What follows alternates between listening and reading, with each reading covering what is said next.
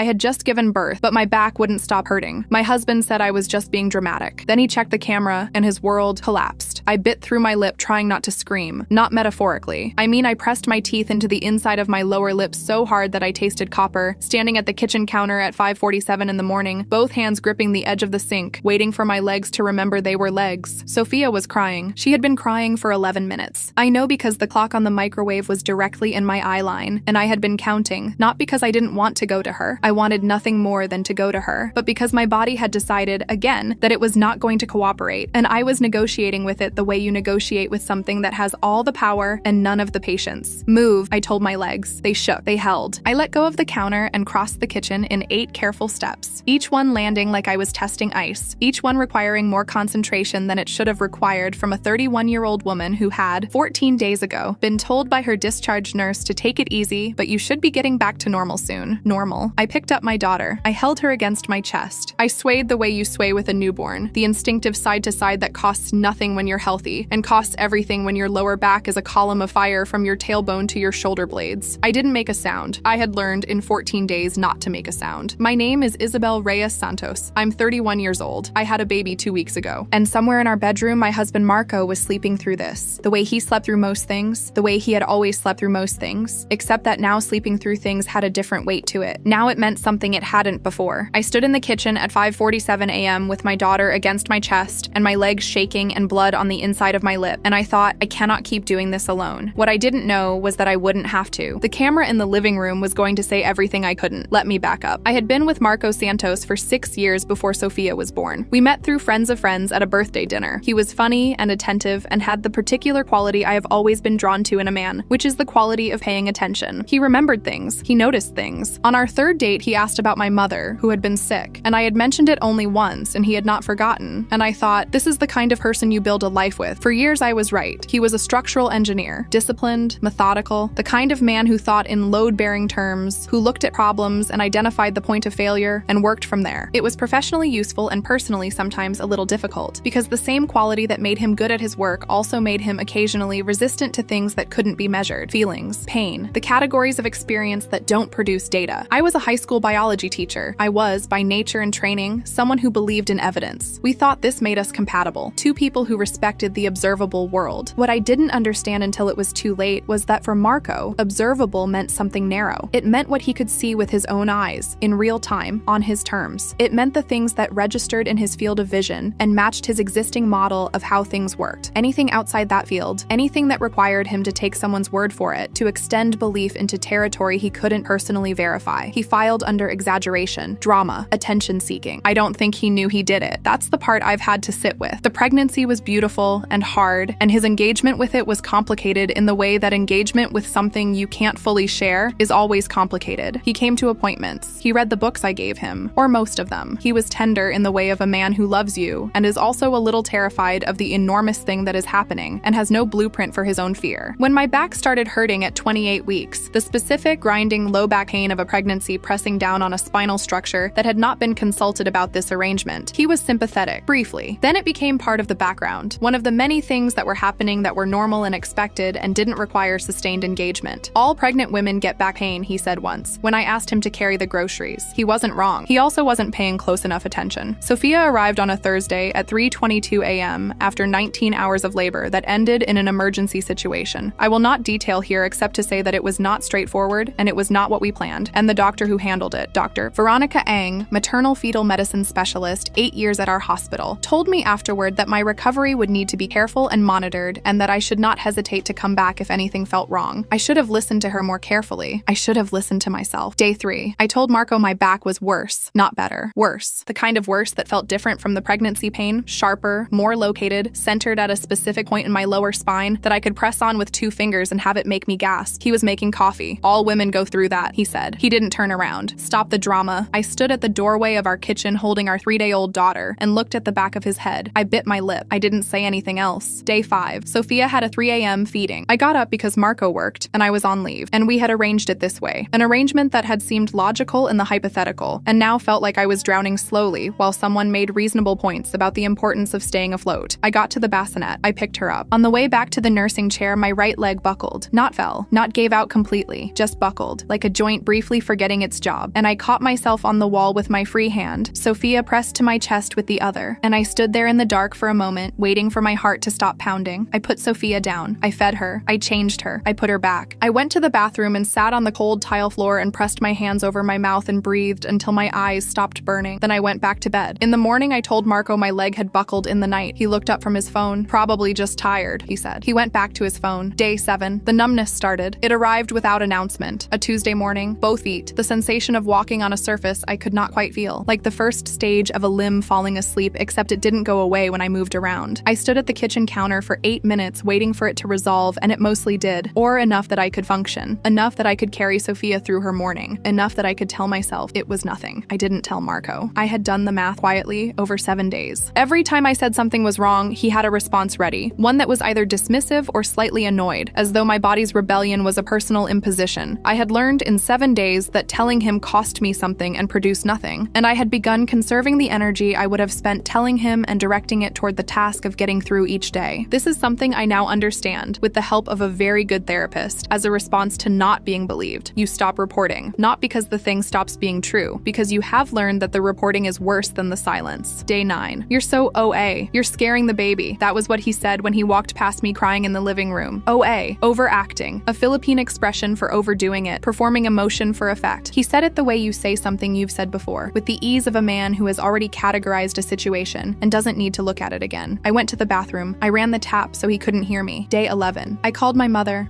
Elena Reyes, retired nurse, 41 years of clinical experience, the woman who had held my hand through 19 hours of labor because Marco had stepped out for air at the relevant moment, listened to everything I told her. She asked specific questions in the way of a former healthcare professional: location, character of the pain, radiation pattern, associated symptoms. When I described the numbness, she went quiet. Isabel, she said, I need you to go to the doctor. Marco thinks I'm overreacting. Another quiet. Isabel. Her voice was controlled in a way that told me it was costing her something. I need you to go to the doctor regardless of what Marco thinks. The numbness in your feet is not normal postpartum recovery. Do you understand me? I'll try, I said. Not try, she said. Go. I hung up and looked at the ceiling and thought about going to the doctor and coming home and Marco's sigh when I told him what they'd found and the thing he would say. The particular inflection of I told you there was nothing wrong that would somehow transform the visit into confirmation that I was, in fact, dramatic. I waited 2 more days. Day 13. I slid off the couch and onto the floor. Not slowly, not by accident, not in a way that could be misread. My legs simply stopped holding me and I went down, and the pain hit at the base of my spine with a specificity that took the breath completely out of me. I sat on the floor with my hand pressed flat against my lower back, and Sophia in her bassinet 2 feet away making the small sounds that meant she was about to need me, and I sat there and I assessed my options and found them limited. Marco was on the couch. He was right there. Baby, I said. My voice came out smaller than I intended. It hurts so much. Please. He didn't turn his head all the way. He looked at me from the corner of his eye. That particular angle, the one that doesn't require interrupting whatever you were doing, the one that communicates that the thing you're doing is more important than what's being asked of you. You just want attention, he said. You're doing it again. I nodded. I sat on the cold floor with my hand on my back and tears running quietly down my face, and I did not say anything else, because I had nothing left that seemed worth the cost of saying it. Sophia made the sounds that meant she needed me. I started crawling. I want to be honest about what crawling to your newborn, because your legs won't hold you, feels like. It feels like the end of something, not dramatically, not with any kind of finality that announces itself. It feels like the quiet closing of a door inside you, the part of you that was still trying, still reaching for the version of this where the person beside you sees you and responds. That part simply and finally going still. I reached Sophia. I lifted her. I hummed through clenched teeth so she couldn't hear the sound that wanted to come out, the sound that had been building for 13 days of not being believed. She settled. I sat on the floor with my back against the bassinet, my daughter in my arms, the electric fan humming in the corner, and I breathed in and out and told myself tomorrow I would call Dr. Ang and make an appointment regardless of what Marco thought and regardless of what he said when I came home, and I would hand her the description of everything that had been happening, and I would let her decide what it was. Tomorrow. Tonight I sat on the floor with my baby and I kept my eyes closed and I breathed. I didn't know Marco couldn't sleep. I didn't know he'd opened his laptop. I didn't know he'd found the camera. I had installed the CCTV camera in the living room 4 months before Sophia was born. A Reolink indoor camera, 1080p, motion activated, storing 30 days of footage to a local hard drive. I installed it because I'd read about the importance of home security with a new baby. I had not thought about it since. I had forgotten it was there. Marco had forgotten it too, until that night when he couldn't sleep and opened his laptop and started clicking through the footage looking for, I don't know what, something to watch, a distraction. He found a Tuesday, 3 days earlier, the day after he had had told me I was doing it again. The footage was time-stamped 2:38 a.m. He watched me try to get up from the couch. He watched me grip the cushion, both hands white-knuckled in the specific grip of someone exerting full effort at a task that should require none. He watched the effort it cost. He watched me fail. He watched me try again. He watched me shake. He watched me sink back. He watched what happened next. The moment my legs gave completely and I went to the floor, and he watched me pause there for a moment, and then he watched me start to crawl. He watched me crawl to our daughter's blanket because my legs had stopped working and she was crying and I was her mother and there was no one else. He watched me kiss her forehead. He watched me hum, and this is the part, he would tell me later, that broke something open in him that he hadn't known was sealed, because you could see in the footage, if you looked at my face, the specific concentration of someone managing pain in real time, the jaw set, the eyes squeezed, the way a person looks when they are making sounds designed to soothe a baby, while the sounds they're actually feeling are very different. He had been right there. He had been 10 feet away. He had told me I just wanted attention. I didn't hear him come in. I had my eyes closed. Sophia warm and settled against my chest, the fan humming, the particular 3 a.m. quiet of a house that has gone as still as it's going to go. I was breathing through a slow wave of pain, lower back, radiating, the kind that builds and crests and subsides if you stay very still and give it time. I felt a hand on my back, warm, careful, trembling slightly in a way that hands tremble when they belong to a person who is not entirely in control of themselves. I opened my eyes. Marco was on the floor beside me. His face, I had seen Marco cry twice in 6 years. Once at his father's funeral, controlled and brief. Once at the end of a film he claims he was not crying at. I had never seen his face do what it was doing right now, which was the face of a man who has seen something that has rearranged him, who is on the other side of an understanding he cannot unhave, and is not yet sure what to do with himself there. Red eyes, wet cheeks, the particular undone quality of someone who has been confronted with evidence that they were wrong in a way that cost someone they loved something real. Baby, his voice broke on the first syllable. He cleared his throat. He tried again. Does it really hurt that much? I looked at him. I was so tired. Is everything you said, was all of it true? I thought about the blood I'd bitten into my own lip. I thought about the bathroom floor at 3 a.m. with the tap running. I thought about you're so OA and stop the drama and just want attention, and 13 days of carrying a body that was failing while the person who was supposed to be my partner filed it under forms. I'm not pretending, I said. You just didn't want to believe me. He pulled me in. Not carefully, not with the managed tenderness of a person performing an apology. He pulled me in the way you pull someone in when you have understood something terrible about yourself, and the only thing available is proximity, is presence, is the physical fact of being beside the person you failed. Sophia was between us. The fan hummed. The house was quiet in a way it had not been quiet in 13 days. Not the silence of someone enduring alone, but the silence of two people finally in the same place. I cried into his shoulder, not from sadness, or not only from sadness, from the specific bone-deep exhaustion of a person who has been telling the truth for 2 weeks and has just finally been believed. I was so tired of having to be believed. Marco drove me to the hospital himself the next morning. He called Dr. Ang's clinic at 7 a.m. and explained the symptoms: the lower back, the radiating pain, the numbness in the feet, the difficulty standing, and the nurse who took the call told him to come in immediately and to say that it was urgent, which he did, and it was. Dr. Veronica Ang, maternal fetal medicine, 8 years at our hospital and the kind of doctor who conveys urgency without alarming you, reviewed my symptoms and ordered an MRI within the same hour. The MRI was performed by a radiologist named Dr. James Obumseli, board-certified 15 years in diagnostic imaging, who delivered his preliminary findings to Dr. Ang while we were still in the building. Disc herniation, L4-L5, with nerve compression. Dr. Ang sat across from us in her office and explained it in the clear, measured way of someone who wants you to understand exactly what has been happening and also wants you to understand that it is manageable now that it is being addressed. The herniation had likely occurred during labor. It had been aggravated significantly by 14 days of physical activity, lifting, carrying, bending, the full body effort of caring for a newborn, without diagnosis or appropriate management. The nerve compression was the source of the numbness. The radiating pain was the source of the radiating pain. This is real, Dr. Ang said. She said it simply, in the tone of a doctor stating a fact, without looking at Marco. This is a documented injury that requires treatment. She looked at me. I'm sorry you waited this long to come in. I said, so am I. Marco didn't say anything. He sat beside me in Dr. Ang's office with his hands on his knees and his jaw tight in the specific way of a man holding something in that he will say later, privately, when there isn't a doctor in the room to witness it. He referred us to Dr. Rita Castillo, a physiatrist, physical medicine and rehabilitation, 12 years of practice specializing in postpartum spinal complications, a name Dr. Ang wrote on a referral card and handed directly to me. I want you to see her this week, she said. I'll make the appointment today, Marco said. It was the first thing he'd said in 40 minutes. Dr. Rita Castillo had an office with plants in it. I noticed this when we came in because I notice plants the way you notice the small hospitable things that tell you about a person. She had a direct way of asking questions and a complete way of listening to the answers, and she went through my 14 days of symptom history with the methodical attention of someone building an accurate picture. She asked me when the pain started. She asked when I first noticed the numbness. She asked, and this was the question I had not anticipated, whether I had felt that my symptoms were taken seriously. I looked at Marco. Marco looked at the floor. I waited longer than I should have to come in, I said carefully. Dr. Castillo looked at me for a moment, then at Marco, then back to her notes. We're going to start a structured rehabilitation program, she said. 8 weeks minimum. The nerve compression should resolve with treatment and proper rest. And when I say rest, I mean real rest, not the kind of rest that still involves caring for a newborn around the clock. She looked at Marco again. She needs support, Dr. Castillo said. Her voice was even, professional, not management, support. There's a difference, and I need the people around her to understand the difference. Marco nodded. He nodded like a man who was being told something he already knew and was only now understanding the full cost of having known it and not acted on it. He watched the footage 3 more times. He told me this later, not as confession, but as information, the specific, honest accounting of a person trying to show you their interior. He watched it on the night after the hospital and twice the following week. He said each time he watched it, he saw something different. Not different events, but a different version of himself in the space beside the couch. The person who had been 10 feet from what the camera recorded and had called it drama. I don't know how to explain it, he said. We were sitting on the floor. We had both been sitting on the floor a lot lately, in the way you gravitate toward a place where something real happened. Sophia asleep between us. I believed my version. I was so sure. I know, I said. That doesn't make it okay. I know that too. He was quiet for a moment. Why didn't you record yourself? To show me? If you'd shown me, Marco. I looked at him. I shouldn't have had to. He pressed his lips together. No, he said. You shouldn't have. We sat in the quiet. I've been reading, he said, I found some things. About postpartum complications. About spinal injuries from labor. About how often women aren't believed when they report pain. What did you find? That it happens all the time. He said it with the specific flatness of someone encountering a statistic they cannot make comfortable. That it's common. That women are systematically underestimated when they report physical pain. That the people around them call it drama. He looked at Sophia. I didn't know I was doing that, he said. I thought I was being rational. I thought you were. I know what you thought, I said. He looked at me. I'm not forgiving it yet, I said. I want to be clear about that. I love you, and I'm not done being angry about it yet. He nodded slowly. Okay, he said. But I also know you're not a bad person, I said. You're a person who has a blind spot, and the blind spot hurt me, and we need to figure out what to do about that. He looked at his hands. I made an appointment, he said, for myself, with a therapist, next Thursday. I looked at him. I've been thinking about why I didn't believe you, he said, about what that is, where it comes from. I want to understand it before Sophia grows up watching me do it. I sat with that. Sophia made a small sound in her sleep, the particular almost sigh of a baby whose dreams, if they have them, seem to resolve towards something calm. Okay, I said. 8 weeks later, Dr.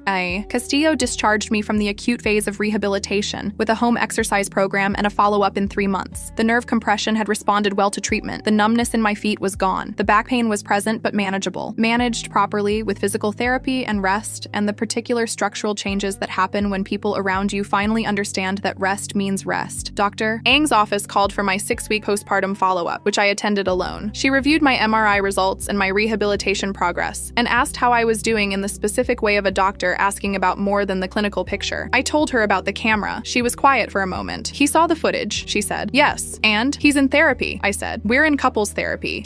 It's a process. She nodded. And you? She said. Are you in therapy? I started last week. I paused. My mother's been here. She's been helping with Sophia. Good. She folded her hands. I want to say something to you, and I want to say it clearly. She looked at me directly. What you experienced, the dismissal, the pattern of not being believed, that is not a small thing. It has a name in clinical literature. It has documented effects. What you carried for those 14 days, and what you had apparently been carrying longer than that in subtler ways, that's real. And it deserves attention, the same way the herniation deserved attention. I looked at her. Don't let the camera be the only thing that gets treated, she said. I drove home. Marco was in the kitchen. Sophia was in the bouncer on the counter, her current favorite position, watching him make dinner with the wide-eyed gravity of a baby cataloging the world. He was talking to her, narrating what he was doing, the way you narrate to a baby who understands nothing and everything, the way you practice being someone's parent by showing them who you are. He looked up when I came in. How did it go? Good, I said. She said I'm recovering well. He nodded. Something moved through his face. Not relief, exactly. More like the acknowledgement of something he carries now. The awareness of what 14 days without a diagnosis could have cost. Your mom called, he said. She wants to know if we're coming for the holidays. What did you tell her? I said I'd ask you. He turned back to the stove, and that we'd let her know. I stood in the kitchen doorway and looked at my family. My daughter watching her father cook, my husband who had failed me in a specific way and was doing the work of understanding why, the kitchen I had gripped the counter of in the dark at 5:47 a.m., waiting for my legs to cooperate. Tell her yes, I said. I picked up Sophia. She grabbed my finger with both her hands and held on with the particular full-body commitment of a newborn who has found something and is not letting go. "Hi," I said. She looked at me with her enormous, serious eyes. She had my mother's forehead and Marco's stubbornness, and something behind both of those that was entirely her own. Some quality of attention, some way of being present that I couldn't name yet but recognized already as a thing she was going to grow into, a thing she was already practicing. I held her against my chest and stood straight, both legs holding. The camera watched us from the corner. I had forgotten it was there again. That was okay. It had already done what it needed to do.